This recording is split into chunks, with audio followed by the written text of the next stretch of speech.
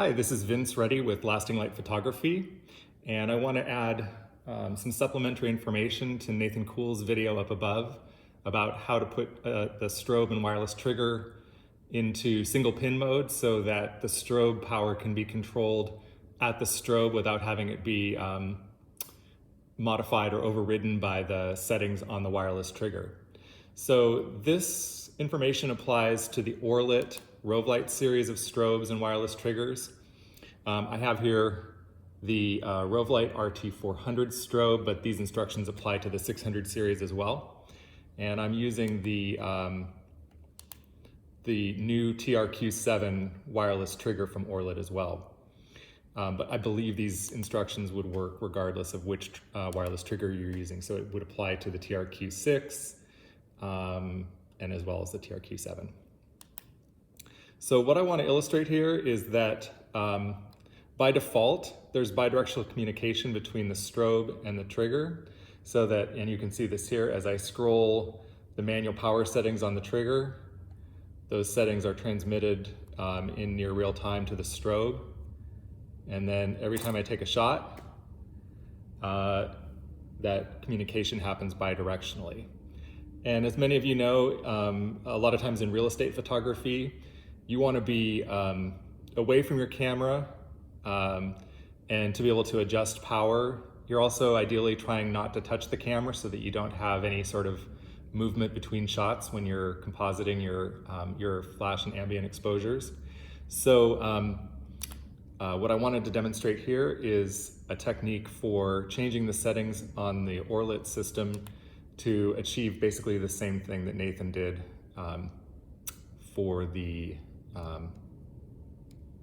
Godox strobes in his tutorial.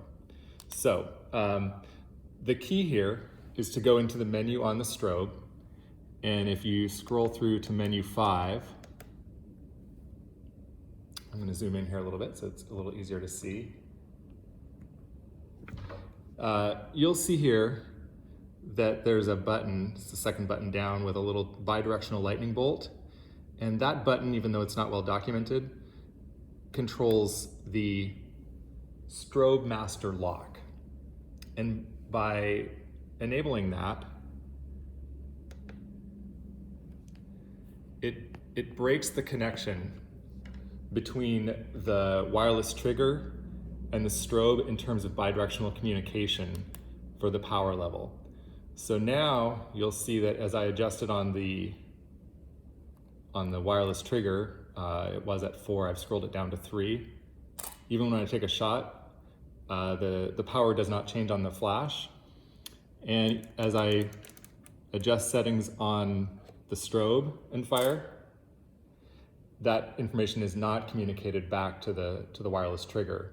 So essentially, it puts the strobe in one pin or single pin mode where the camera can still trigger the flash wirelessly, but it won't adjust power settings. And this lets you move around the room, dial up or down your power as you're creating your ambient, or sorry, your flash exposures, and it will make it really easy to control things more quickly and efficiently without having to adjust it at the camera and on the trigger every single time.